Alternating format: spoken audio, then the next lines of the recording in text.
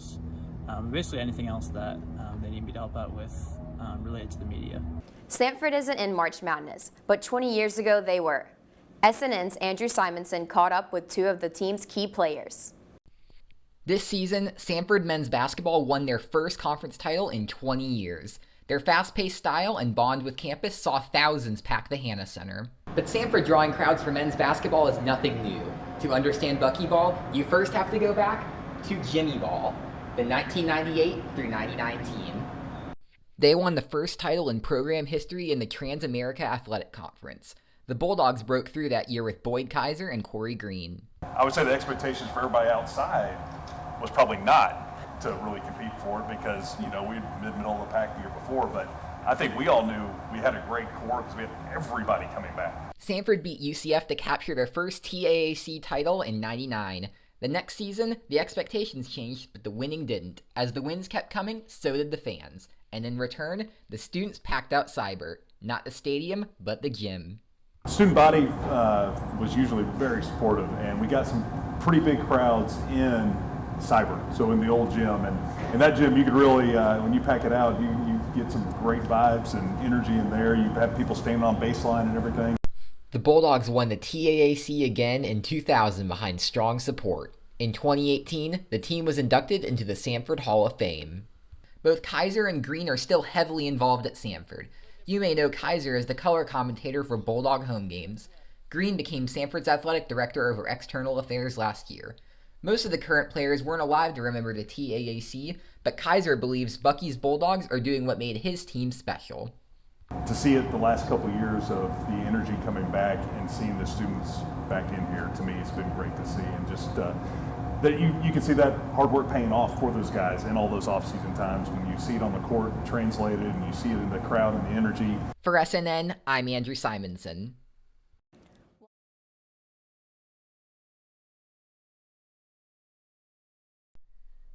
Samford went 1-4 last weekend in the UAB Classic. They co-hosted the tournament with UAB. On Friday, Samford lost the first game to Ball State, 5-3. Greer Bruce and Logan Champion each hit a home run. In Game 2, Samford came back 3 different times to win in 9 innings. Jordan Partain only allowed 1 run after entering in the 3rd inning. Merritt Cahoon hit a bases-clearing double to win. Outfielder Abigail Dorsett said the walk-off shows the team's character. It was really exciting. Shout out Merritt. It shows that we have a lot of fight and that if we stick as a team that we're going to be really good this season. On Saturday, Samford lost 1-0 to Lindenwood. Then they fell to undefeated Belmont in 10 innings, 4-3. Mackenzie Newcomb earned 7 strikeouts over 7 innings against the Bruins. The next day, the Bulldogs lost 3-2 to city rivals UAB. At the end of the weekend, Samford dropped to 2-6. 1 or 2 runs decided every game last weekend. Dorsett said the team's ready to get back to work. So it's not the outcome we wanted, but we know that we got to come in this week for practice and be locked in, and that one tournament doesn't define us and that we have a long season ahead of us. Samford hosts the Bulldog Classic this weekend against Southern Indiana, IUPUI, and North Alabama. With SoCon play starting on March 25th, there's still time to get back to winning ways.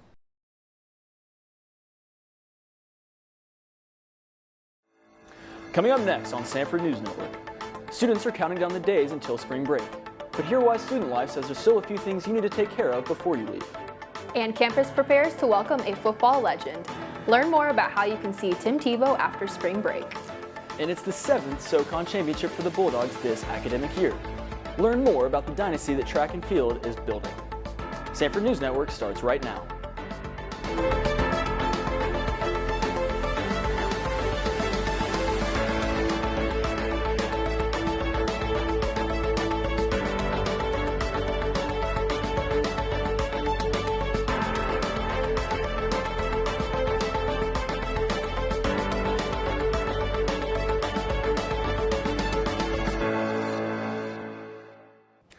Hello and welcome to Samford News Network. I'm Chris Todd. And I'm Lindsay Cagle. Thanks for joining us. If you're like many students on campus, you're probably looking forward to spring break, which starts this Saturday. Nikolai Kolb joins us from the newsroom to tell us more about what you need to prepare. As students are dreaming of sunny beaches or maybe just a few days without classes, Samford officials want to remind you there's a few things you need to do before you leave for spring break. Samford University is just a couple days away from spring break, and students are looking forward to going to various places. I'll be going up to Gatlinburg for a couple days. I'm going to Cuba. Houston, Texas. While students pack for their spring break trips, those who live on campus still need to close up their rooms or know what to expect if they are staying on campus. There's an email that Res Life sends out that has all the information about what's open on campus and what's functioning. So like if someone's staying on campus, it's important to know what the dining options are, or it's important to know that like visitation doesn't happen. Classes in Friday, March 3rd and will resume on Monday, March 13th. From all of the SNN crew, we hope you have a happy and safe spring break. Back to the studio. President Beck Taylor and some Samford business students started their travel a little early. The group is participating in the 2023 Finance Leaders Conference in New York City. Dr. Rusty Yerkes is leading the student trip. Students will network with key business leaders in the Big Apple. You can learn more about the trip at fma.org/FLC2023. Samford is gearing up to welcome a football legend on campus later this month. Pro football player and Christian speaker Tim Tebow will serve as a guest lecturer for the 12th annual Courts Distinguished Author Series. He'll be highlighting his new book, Mission Possible. The event is March 14th in the Wright Center. Alumni Relations Coordinator Kathy Acton says having Tebow as a part of this tradition honors its creator. They worked with Mrs. Courts to create a series that would honor she and former President Courts, his history, of course, love of books and all the things that were very special, and as a fundraiser for the School of Education. To purchase tickets, go to samford.edu/education/events. Parents and alumni discounts are available. The Read Revival was a global phenomenon that lasted for days. Samford officially ended the revival on Friday. The revival may have ended, but SGA is keeping the spirit alive. SNN's Josiah Cotton has more about it. Worship is worship. For the past week, there has been a revival on campus. There will be an opportunity to be a part of this movement tonight at 7 p.m. The Student Government Association is hosting a praise and worship event in the Reed Chapel. Worship is an opportunity for the student body to come together and to just worship. We'll have various groups. The Samford Gospel Choir will be there and other artists to lead us in worship as a campus and to just reflect on the goodness of God and to be able to come together and lift up His name. I'm excited about SGA Worship Night. I'm glad that they allowed us to come again this year, Samford Gospel Choir, to sing and worship the Lord with them. I'm actually excited about hearing the word as well. I remember last year they had someone speak on the end of the program. I'm excited to hear what they have in store for us. The SGA event is tonight at 7 p.m. Come and start your spring break off right with a little praise and worship. For SNN, I'm Josiah Cotton. And the Office of Spiritual Life wants to hear from you. The group is currently taking prayer requests through Instagram. To submit a prayer request, visit at Samford SL on Instagram. Then click on the link in their bio. Attention on the Office of Spiritual Life to keep the spirit of the revival up on campus. A new employee is working to support students who were moved and affected by these recent events. SNN's Caroline Spikes tells us how the new associate campus minister has adjusted to life on campus so far.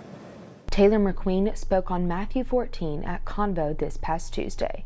She opened up about what it means to her and how she has applied it to her own life.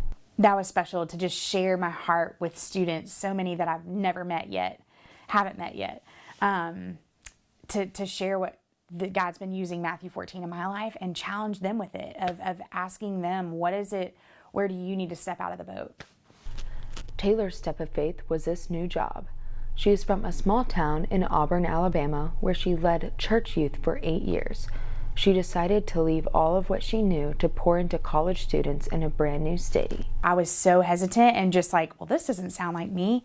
But the more that I just kept praying about it, the more that I found out more information about it, God just kept opening doors and just like opening my heart to considering a big change like this. Despite her reservations, through prayer and a leap of faith, she was excited for what's next. I remember being on the phone with Bobby Gatlin, my boss now, and officially telling him, like, I'm moving forward with this. And I think I screamed. I was like, ah! And he just laughed. He was like, "Are you good?" And I was like, "Yes." Though her day-to-day looks different, she plans to bring the fun into college campus ministry. I would love to help bring a little bit of my student ministry background to Sanford. I love fun events. I love to bring the party and help students have fun and see that like walking with God is so much fun, and there is so much joy in it, and Christian community is just unmatched.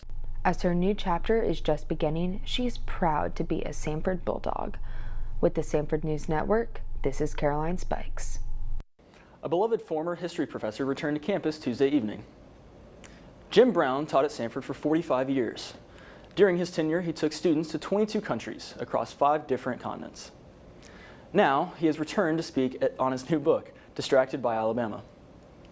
Brown says he hopes it will inspire Sanford students to reach out to new people looking for friends in unlikely places.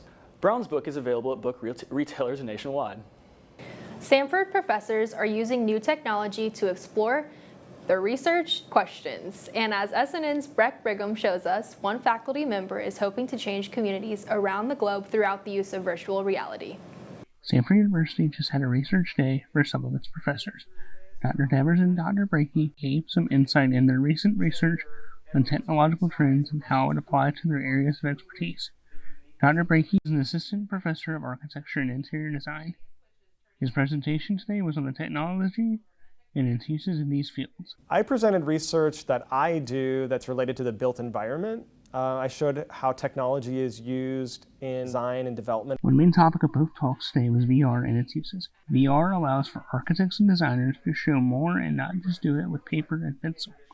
The medium is quickly growing and a great use in many fields, but especially in architecture and design. Because VR is an interactive medium that allows the wearer of the glasses to be able to see multiple views of a project in different conditions, which is much more dynamic than pencil and paper or printed renderings. This growing newer technology allows these architects to get inside their projects and really show and tell designers and clients in a much more dynamic way what they are seeking to accomplish.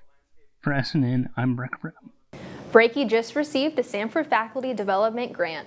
The grant will be used to purchase Oculus VR headsets, mixed reality HoloLens headsets, and more technology to help architecture students. Brakey says he hopes this will inspire his students to innovate their field. A sweet surprise for the junior class. SGA celebrated the class of 2024 with a cotton candy fair. SGA officials worked with West House Events to provide the treats. They say they wanted to celebrate spring with the juniors before elections later this month.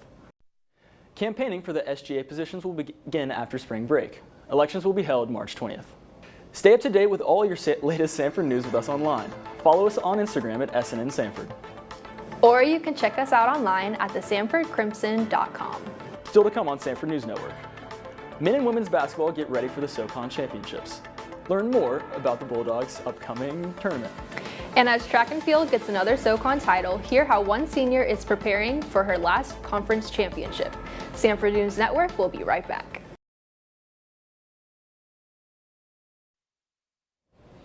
Welcome back to Sanford News Network.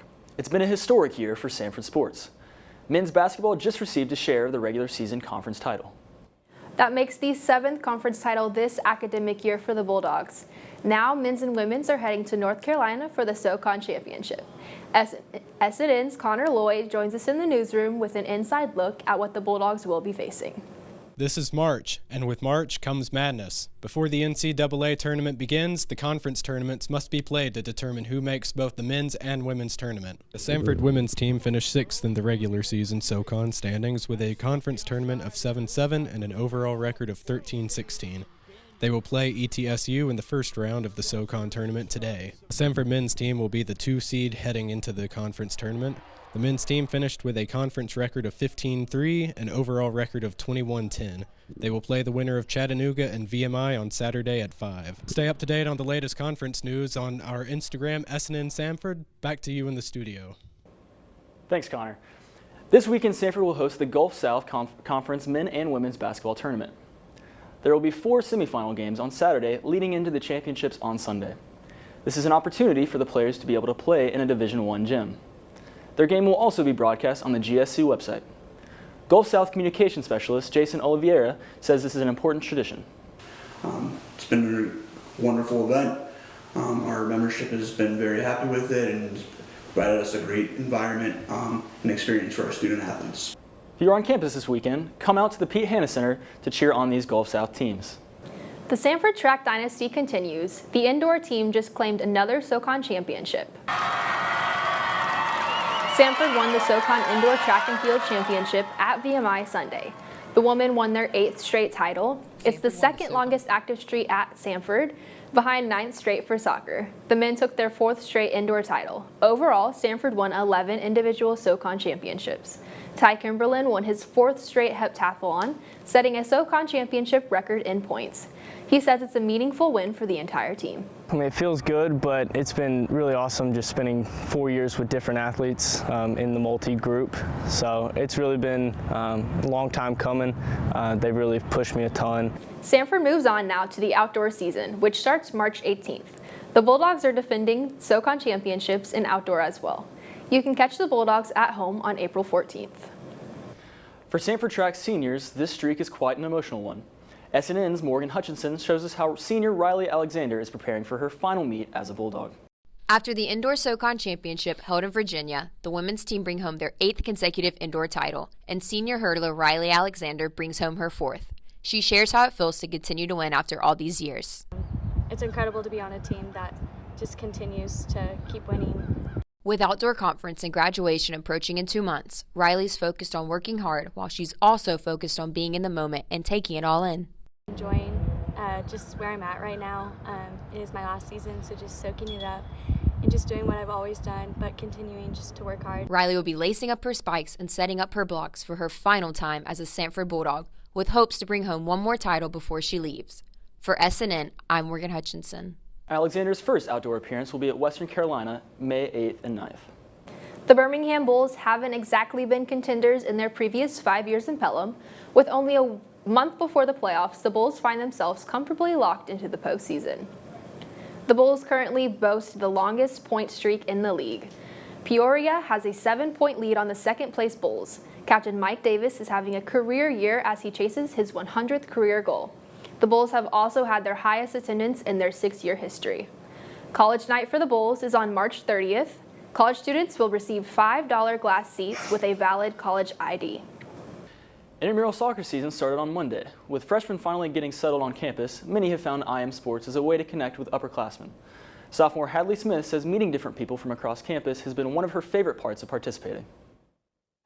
Just like the collaboration of like different grades and different people from different backgrounds, meeting a lot of new people is probably the best part. Sign-ups for IM Soccer are still open. For more information on the upcoming intramural sports, download the IM Leagues app from the App Store. Well, that's all the time we have left for Sanford News Network. Join us again after spring break for the latest episode. In the meantime, get all your latest SNN news online at thesanfordcrimson.com or on Instagram at SNN Sanford. Have a great day and a great spring break.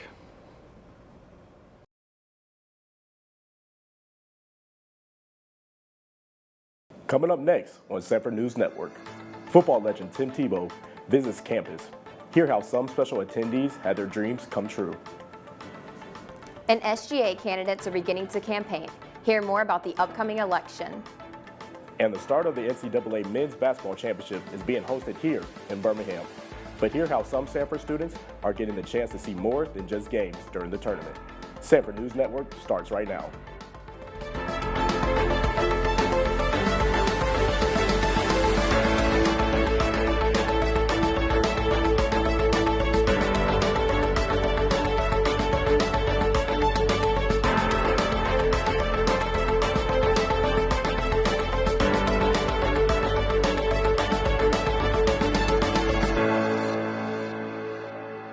Hello, and welcome to Sanford News Network. I'm Josiah Cotton.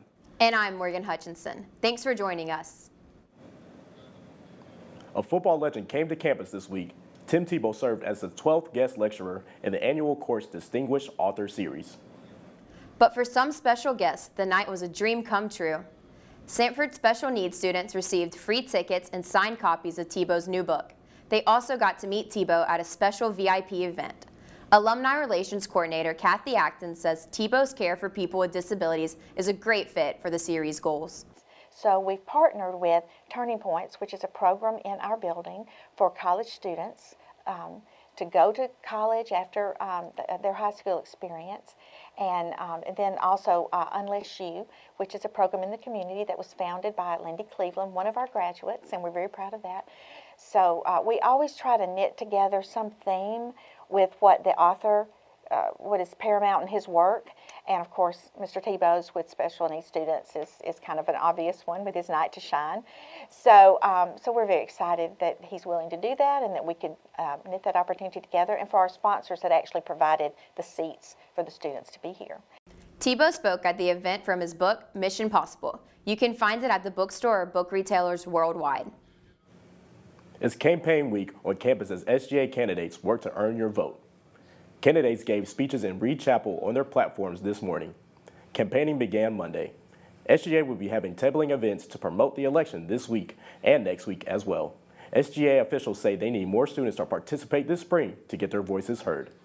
It's really important that you all vote because our SGA elections is a great way to bridge the gap between the students and administration. SGA is the primary way in which our administration hears from students, and so it's really important that you elect the right leaders that will advocate for you and that will speak up for you. Elections will be all day Monday, March 20th. Students will get an email Monday to cast their ballot online. It's been winning season for the Bulldogs with 7 SoCon titles so far. But athletics aren't the only one bringing home victories. SNN's Breck Brigham takes us inside their celebration after earning one of the most prestigious titles in the nation. The debate team just recently finished up their normal season and had a fantastic outcome. To celebrate the end of the season and their success, they had a party in Brooks Hall last night. It was to celebrate those who placed and medaled at American Debate Association and to celebrate those going to the National Debate Tournament. Ella Ford, a freshman and new to the team this year, was so shocked when she won first speaker at ADA. And then all of a sudden, they called my name for first speaker, and I was so shocked. And yeah, it was incredible. It was an incredible feeling. Now, with the regular season behind them, those who were nominated for NDT are preparing. They will have a longer and harder time than a typical debate, but they are ready for the challenge. Usually there are 6 rounds before we get into elimination rounds. This one will be 8 rounds. So regardless of how well or anyone does, we will be debating 8 rounds for one day and for the next day. On March 7th, the team found out that Grace Blackwell and TJ Riggs qualified with a second round bid. They will go to the National Debate Tournament March 30th through April 4th. For SNN, I'm Breck Brigham. Last year, Abby McKibben and Grace Blackwell won the ADA Nationals tournament. The team says they hope to bring back another championship this year as well. Sanford and science are coming together in a unique way tonight. The Beats and Ball is Sanford's formal dance. It's open to any Sanford student.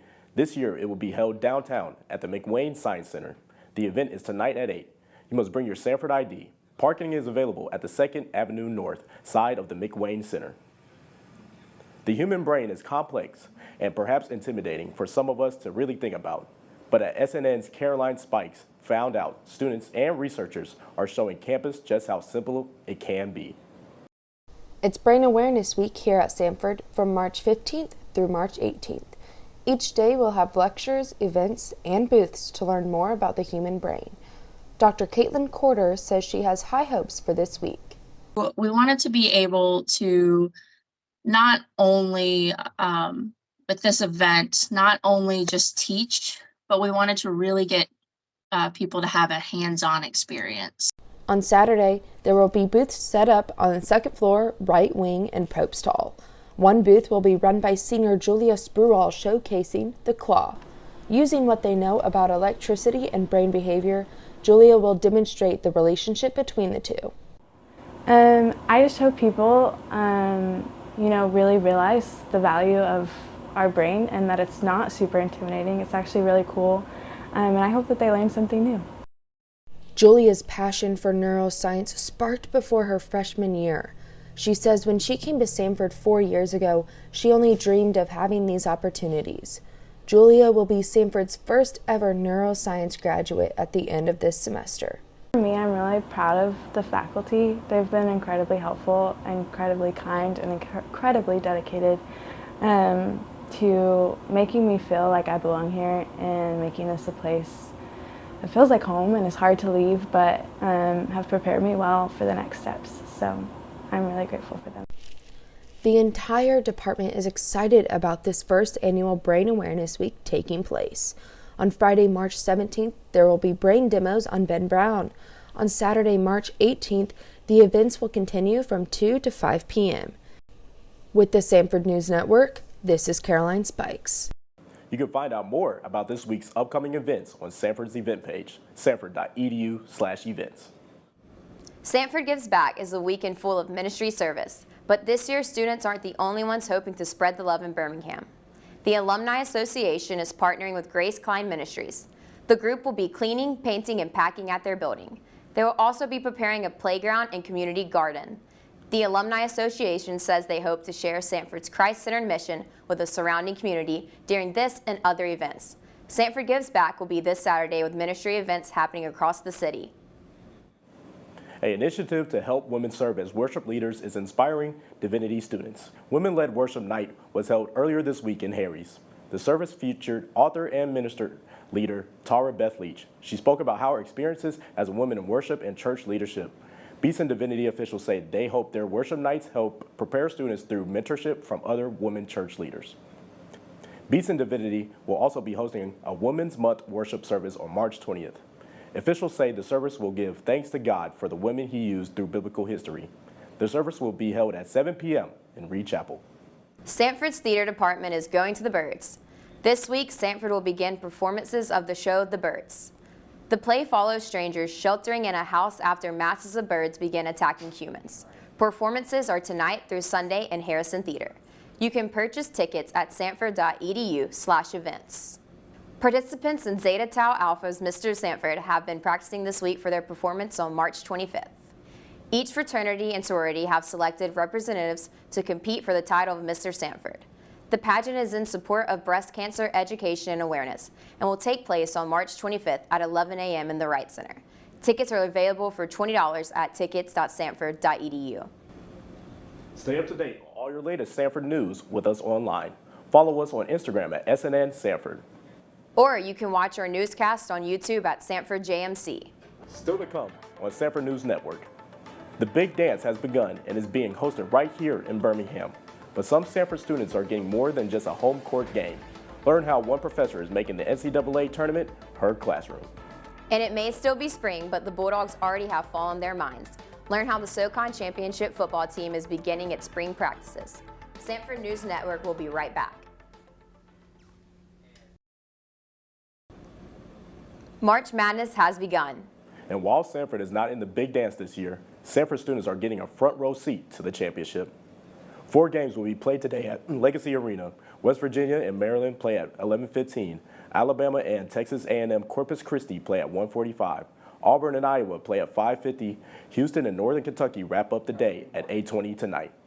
Both round of 32 games will be played in Beeham on Saturday as well. Sanford PR students will be working the first and second round games on Thursday and Saturday, along with practices on Friday. They will be helping media members at Legacy Arena throughout the weekend. So I'll be helping working March Madness on Friday and Saturday, and I'll be helping the media in the media workroom, as well as kind of helping pass up media credentials, basically anything else that they need me to help out with related to the media. Sanford isn't in March Madness, but 20 years ago they were. SNN's Andrew Simonson caught up with 2 of the team's key players. This season, Sanford men's basketball won their first conference title in 20 years. Their fast-paced style and bond with campus saw thousands pack the Hannah Center. But Sanford drawing crowds for men's basketball is nothing new. To understand Buckyball, you first have to go back to Jimmy Ball, the 1998 through 99 team. They won the first title in program history in the Trans-America Athletic Conference. The Bulldogs broke through that year with Boyd Kaiser and Corey Green. I would say the expectations for everybody outside was probably not to really compete for it because, we were middle of the pack the year before, but I think we all knew we had a great core because we had everybody coming back. Samford beat UCF to capture their first TAAC title in '99. The next season, the expectations changed, but the winning didn't. As the wins kept coming, so did the fans. And in return, the students packed out Cybert. Not the stadium, but the gym. Student body was usually very supportive, and we got some pretty big crowds in Cybert, so in the old gym. And in that gym, you could really, when you pack it out, you get some great vibes and energy in there. You have people standing on baseline and everything.